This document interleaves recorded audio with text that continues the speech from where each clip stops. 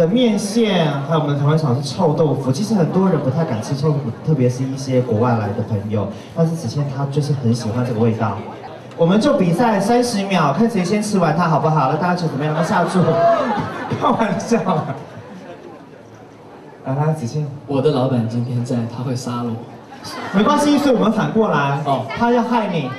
哦，三哥说没关系，不能吃没关系，三哥我们来。他不行吃啦，他说对减肥很辛苦，那 OK 啦哈。好，然后喂一口，喂一口，喂一口，喂一口。我可以不要大肠吗？哦，很挑食哦，这位小朋友。好，等一下。那晋城觉得子谦还需要再减肥吗？我觉得看个人啦，因为我觉得真的开心最重要。那如果吃东西这个东西对我来说是很开心的事情，那就继续做，没问题。好了，那我们再另外。晋城自己会想增胖吗？